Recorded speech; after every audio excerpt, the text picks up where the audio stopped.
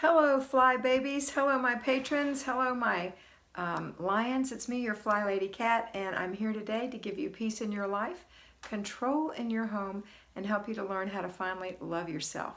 Our topic today is how perfectionism can ruin your Flylady efforts. And so that's what we're going to talk about as soon as I get a chance to take a couple of minutes and tell everyone hello. So I'm going to wait and see. Oh, I've already got 5 on, so see who's here. Shannon Engelken is first. Hi, Shannon. How are you? Oh, I forgot to put my lipstick on. Oh well. And my nose is itching. Bonnie Vernon. Hello, Bonnie. Angie Lee. Hi, Angie. Who else is on here? We have 28 people already. So quick. Barbara Turner. Hello. Anastasia Henry. Hi. Bente Demmer finally going live from the Netherlands. Dimer. Julie M. caught you live. Watching, wait, what did it say? Watching with my baby girl. Awesome. Maria Katsiris. Hello. Nancy H. Hi, Nancy. Happy Thursday. Janet Sorzano. Hi. Shannon said, knew I had to join when I saw the word perfectionism. Jean Bouvier from South Carolina. Hello. Hope you're not having a bad reaction as a result of all the hurricane action down there in South Carolina. L&M Beasley Williams. So happy to catch you. Thank you. Jackie Longnecker. Hey, Jackie. Yasmin Garcia. Hello. Kathy Davin. Great to see you this afternoon. Great to see you, Kathy. Carla Javiera Paragallardo. Hi. Let's see. Darlene Howard. Hey, Darlene. Recovering from mouth surgery. Oh, my goodness. Anastasia said, at Shannon, perfectionism is my downfall. Good. I'm glad we have a good subject today. Carla is from Chile. Hi, Carla. That's Carla with the long fancy name. Carla Javiera Paragallardo. Melanie 83. Melanie L83. Hi, Melanie. A Day with Danny. I'm on break at work, but we'll watch as long as I can. So I hope I caught you live. Great to have you here, Danny.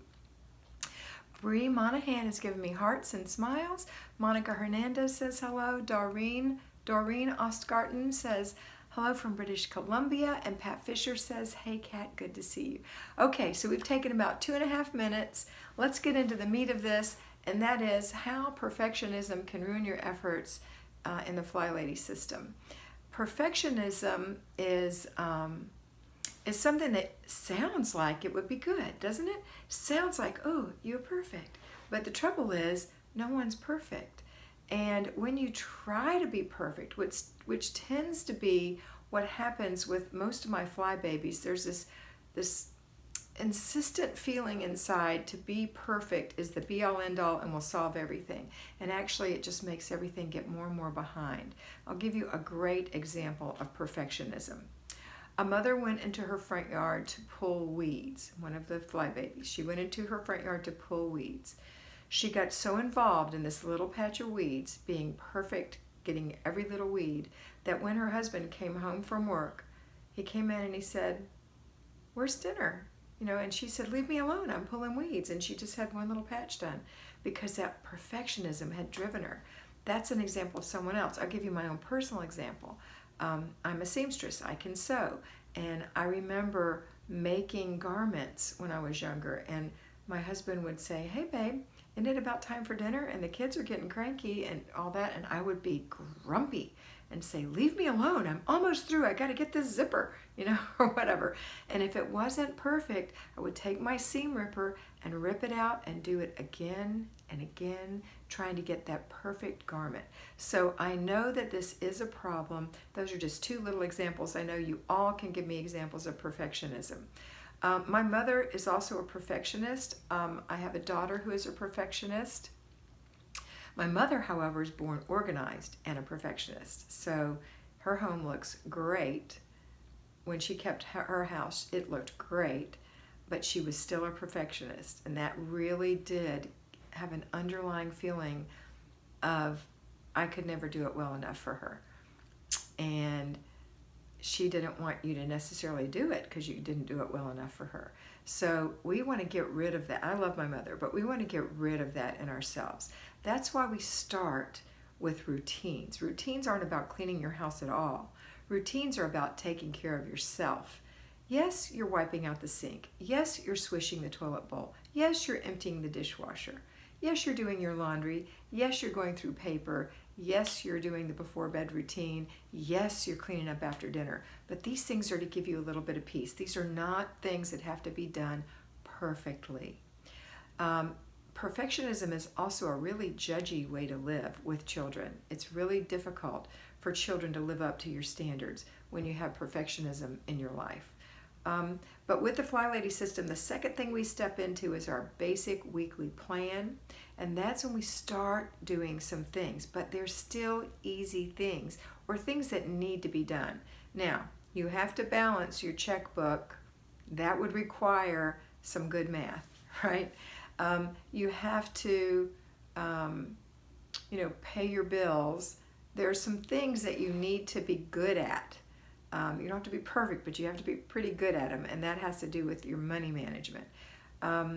Making your budget, sticking to your budget. So those kinds of things are in the basic weekly plan, along with the weekly home blessing hour, which is a study in imperfection. The weekly home blessing hour is 6 things that we do in our house over 1 hour, which is 60 minutes, which means 60 minutes divided by 6 things is 10 minutes per thing. And those things are stripping the bed and washing the sheets, mopping the floors that need mopping, vacuuming or cleaning the hard surfaces, vacuuming or dust mopping or sweeping the hard surfaces of your house, emptying the garbage, wiping down the glass, all the spots on the glass, and dusting. Each one of those things is limited to 10 minutes, so we can't possibly do a perfection job. We can't be perfect when we're doing that, and I never want you to feel that way. When we are doing our vacuuming, we are just vacuuming the traffic patterns. And if you have 10 minutes and you have 5 rooms, that's 2 minutes a room. We are not cleaning deep clean. We are not even thinking about it as cleaning. We are calling it blessing. And this is one way to break your perfectionism. And do you know what happens after you sweep and mop and vacuum and dust and empty the garbage and wipe the glass and strip your bed and wash the sheets and put them back on? Do you know what happens? Your house looks like a maid has been there, honestly. It really does. Now, you're not going around with a white glove test on everything. No, no, no. That is perfectionism. That is that judgy stuff that's judging yourself, your performance, or other family members' performance. So we are getting rid of that, and we're going to just bless our house. Blessing your house is a gift. Blessing, hear that word. So we're not talking about perfectionism. We're not. We are just blessing. And then when you get into the zone cleaning, the first thing you do is declutter. You don't even clean. You just declutter. And once the decluttering is done in a room, then you can start deep cleaning. But guess what? Even then there's no perfection, because you're not going to clean that whole room top to bottom, perfectly gleaming, sparkling clean. No, you're going to pick one thing to do in that room 4 days a week. One thing to do in a zone 4 days a week. Because I'm giving you Tuesday off, or whatever day you choose, not to be a default day, but to be a planned for free day for yourself. So 4 things to do in the room. So let's say you have a living room and you've just totally decluttered it. Living room, dining room, no clutter, but it's dusty and it's dirty and it's grimy. So what are you going to do? You're going to pick 4 things to do. So let's say one day you want to clean all the baseboards in both rooms, because it's a living room, dining room combination in this example. So you get a wet microfiber towel, you get down there and you wipe. You don't scrub toothbrush clean. No, you just wipe it. Get the dust off of it. You know what? It's going to take time to get the grime off of these. So we're just going to hit it with a nice wet cloth, a nice microfiber cloth, rinse it, maybe use some cleaner, but clean them just good, not perfectly. And that's a 10-minute job. Then let's say the next day you decide you're going to actually polish the furniture in here, because it hasn't been polished in years. It's had junk on it. So you take your cloth and you take your polishing stuff like Pledge or whatever, and you spray and you polish. But you've got a whole room of furniture and you've got 10 minutes to do it in. So it's going to be a quick polish. Never again are you going to be doing this. You're not. Now, I'm not saying that you don't want to ever take a toothbrush and clean around things like the sink, the faucets, But again, those are just quickie things. The thing that's so great about doing the Flylady system is that it never stops, but it's never long. And if you do it every time that you're supposed to do it, that eventually your house is going to be totally decluttered, shiny and clean. It's going to look spring cleaned all the time. And I know many of you have experienced having a sparkling toilet and a sparkling bathroom sink, and you look at it the next day and you say, it's actually sparkling. Why would I clean it? I'm skipping it. Do you want to keep it that way? Wipe it. This is a habit you're coming up with, a habit. So you're going to wipe it. It takes no time. Swish it. It takes no time. So that is what I'm saying to you today about perfectionism. Perfectionism doesn't belong in this system. Perfectionism will set you up for failure. Perfectionism will cause you to work for hours on end. It will cause you to focus, what do they call it, major in the minors. You don't want to do that. And it'll also cause you to never be happy with what your children are doing. Because remember, when children are learning to make their bed, when they're learning to keep their rooms clean, they're not going to be perfect for sure. But you're going to recognize their effort and praise them. Okay? All right, so that's it. That's all I have to say, but I'm open for questions. There are 69 of you on here. 8 of you have given me a thumbs up, and I appreciate it. I'm ready for questions. All right, and guess what? I didn't bring my water up here. Oh well. Anastasia said, I have a Brene Brown quote on sticky note. When perfectionism is driving, shame is always riding shotgun, and fear is the backseat driver. Oh my goodness, Anastasia, that is absolutely correct. What a great thing to have on a sticky to keep yourself from trying to be a perfectionist. I'm going to read it again. Brene Brown. When perfectionism is driving, shame is always riding shotgun, and fear is in the back seat. It is the backseat driver. That's a great one. Thank you for sharing that. That's a great one.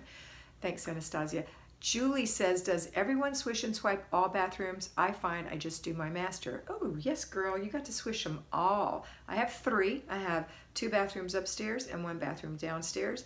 Now, I do know that Mr. B does his own, and he really does. He wipes his sink and he swishes his toilet every day. But if he didn't, and before he did that, I did it. So we were going to swish the toilets every day and wipe the sinks every day, and it takes that long. It does not take long. And they'll always be sparkling and pretty, okay? All right, next question. Who else do we have here? So Julie, I hope that answered you, and I hope that you make the effort to do the program the way it's designed, and that is to do all your toilets and all your sinks every morning as part of your morning routine, or delegate. You can delegate. Mr. B does his. Yes, thank you. You're welcome. Kathy said, hi, been forever. Yes, it has. I have not been accessible lately. As you all know, my sister Patty has been ill, and so Marty and I are just working. Instead of a third of our time at our parents' house, we're doing half of our time at our parents' house. So 5 days on, days and nights, 5 days and nights off. And so tomorrow I go back for 5 days and nights. And it does limit me some of my online things, especially live, because I never know what they're going to need when I'm there. Okay, Jennifer Lynn. Hi, Jen. Julie M. I had the same question, but I have learned, oops, it went away. It's best to do all bathrooms every day. Thank you, Jennifer. Good comment. Hannah Davies. Hi, Kat. Very new fly baby. How would you deal with kids waking before you're finished with your morning routine? There are 4, 6, and 9, and and without fail, they get up before I'm ready. You say to them, honey, it's not time for you to get up yet. I want you to go back to bed. I've got about 15 more minutes, and then I'll come and get you. If you need to go to the potty, go to the potty. If you need to get a drink of water, get a drink of water, but go right back to bed. The same way you would treat the children in the evening after you put them to bed if they got back up. Nope, it's not time for you to get up. Go back to bed. And you say it in a firm way. You're not mean, but you're firm, and they know that's what they have to do. Kirstine says, I'm glad I have only 1 bathroom, very easy to keep on top of. Honestly, 3 bathrooms are very easy to keep on top of. Mercedes Capizzi, I'm just now attempting to do the Flylady system and be consistent. Is it overwhelming to sign up for your Patreon videos at this point? No, it's not. It's absolutely not. Patreon is just, it's more like these lives. It's like that, only it's just a recording of me talking about specific subjects that you don't get on YouTube anymore from me, okay? All right. but I welcome you, Mercedes. Barbara Turner, that is one habit I do each morning. I call it my wipe and swipe. Absolutely. I love it. And I don't know about you guys, but I keep 7 cloths under each sink or in the closet by the pedestal sink in the downstairs bathroom. And I keep a bottle of Mrs. Meyer's spray cleaner. And every day I have a cloth that I can use and then put that in the wash. I actually wipe the sink, wipe the faucets off, wipe around, and then I spray the toilet, and I'll hit the lid with that cloth, under the rim, around the base, the lid, at the back of the seat. You know, it depends. Sometimes I don't. Sometimes I just swish. But I definitely have that cloth in case I need to. Okay, we're getting some more questions here. Standing by the spring. My homeschool older kids help when I'm inundated. This stuff works. It does work. Thanks for your comment, Standing by the spring. Christy said, how to clean with an active 2-year-old boy who is still nursing. Well, he's not nursing all the time, right? He's nursing a lot less often than he used to. And then you just have to give him something to keep him busy while he's next to you. So when you're in the kitchen, give him some pots and pans to play with. When you're in the living room, give him a rag to wipe something. You know, he won't be doing anything, but he'll think he is. So that's how you do it. You just keep him entertained because your jobs aren't going to take that long. The things that are going to take time are grocery shopping, are planning a desk day when you're paying bills and making a menu and really need to concentrate. You might want to save that for nap time. Okay, hope he's a good napper. And you'll get faster also as you do it more and more, Christy. Shannon Engelkin says, thanks for emphasizing the PM routine. I woke up an hour late this morning for a meeting, and since I'd done my nightly routine, my clothes and breakfast were ready, and I made it to the meeting on time. Awesome. Congratulations. I'm wondering if you woke up late because you didn't go to bed on time.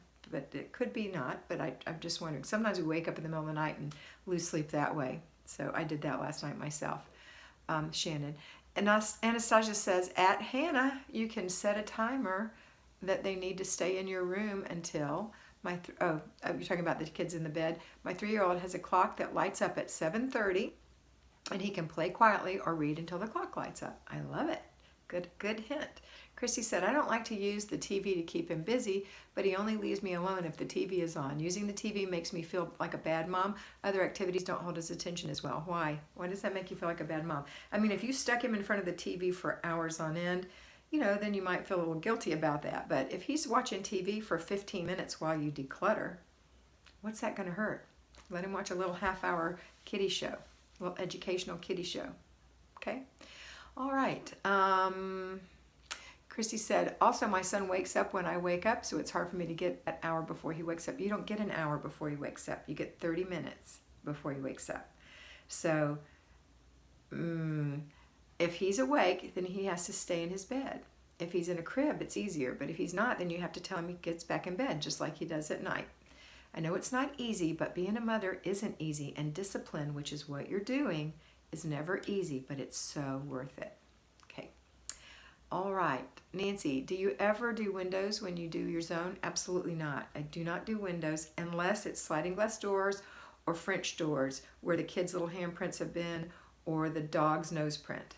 So we don't do windows during this time. The windows are saved for zone cleaning. All right. Shelley, my kids are willing to help do chores if they know and help and do chores if they know if it doesn't have to be perfect. That's right. It's been so nice to have their help, but perfectionism paralyzes me. It does paralyze you, and it's just a mean thing, and you just have to let it go. Listen, there's no one who's been perfect on this earth but our Lord Jesus Christ. Other than that, no one's perfect, and that's okay. It's okay. Look at nature. Look at God's creation, and really, I dare you to pick a bunch of flowers and that they're all perfect. They won't be, but they're still beautiful, right? It's not important. That perfection is just a lie. It's not important. It's not important to us here on earth. We're just going to do our very best. All right. Let's see. Mercedes has given me a smile. Kathy said, my right arm is in a cast, so it's so hard for me because I'm not doing as much perfectionism is killing me. Let it go. This is your opportunity to learn to let it go. Okay. Pam Davis, oh boy, I am so OCD. I think we all have a little pinch of that. And that's another reason to once you know something about yourself, then the excuse is gone. There's no excuse, you know. So now we're going to work to make it better, right? If you don't know why you act a certain way, that's one thing. But once that has been uncovered and revealed, now the excuse is gone. Now you can go forward with your life and not do that anymore. Okay? Or practice not doing that anymore. Micah says, Micah people, thank you for giving us permission not to be perfect. It's what had made it easy for me to stick to this system. I've learned to let go a little. You're such an inspiration. Thank you, Micah. Okay, Pat says perfectionism is just an excuse for self-criticism. Perfectionism feels terrible. Absolutely, Pat. Christy thanks me for my response. And let's see who else we have here. Sorry about my finger on the screen there. Saltwater 8705, catching you at the end. I will watch the replay. This sounds like a great one for me. Awesome. Pam says, thanks for the advice. Yes. All right. This is my date night because I'm going to my parents in the morning. So far today, Larry and I have been out on the boat. We had a beautiful time on the boat this morning. I came home and made some videos so that they'll be ready. So when I'm not home, those videos will be, you'll see some of me wearing the same outfit over and over again.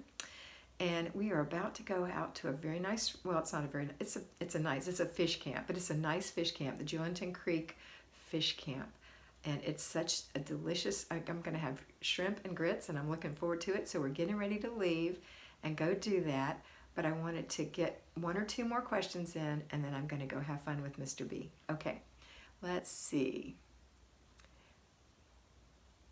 Pam thanks me for the advice. His grace is sufficient. God heard my prayers several years ago. He sent me Flylady, and now you. I jump out of bed to hear you. Oh, that's so sweet. Thank you. Grace is sufficient. His grace is sufficient. I'm thinking that is Avia Bapoa. My mother has dementia, and sometimes I find it overwhelming to keep up with the Flylady system in 2 houses. I do have a caregiver for her while I'm at work, but it still seems hard. Any suggestions? Yes. If you can't afford to have some kind of a house cleaner to come in and clean at her house, my parents have a sweet lady who comes in once every 2 weeks and cleans their home. And I just do my daily stuff in their home. So morning routine, after dinner routine, before bed routine, laundry routine. There is no paper clutter. And there's also a before bed routine with my family. So I do those things and that's it. When I pay their bills, so I do that. I'm trying to think. I buy the groceries when I'm there. Marty buys the groceries when she's there. I don't do the weekly home blessing hour there. I don't. I have too many other things to do. So you're going to have to just let yourself off the hook a little bit. And if you feel that you need to, maybe once a week, do the weekly home blessing hour. But if you can afford to have someone come in once every 2 weeks and do a deep clean for you, that'll make a lot of difference.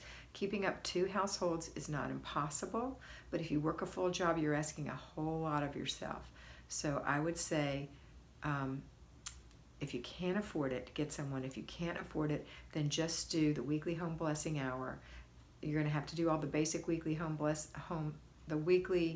the basic weekly plans because her bills need to be paid, her groceries need to be purchased, etc., etc.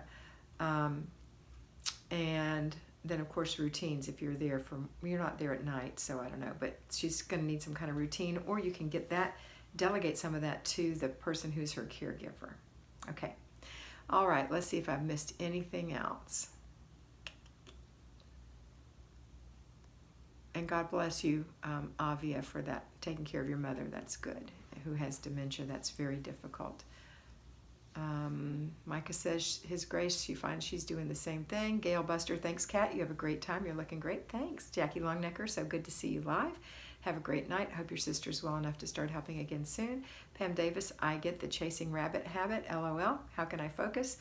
You focus by writing down everything that you're thinking of on a spiral bound notebook, 1 a month. Just go through that spiral bound notebook. Write down all the stuff that's in your head. Then prioritize those things.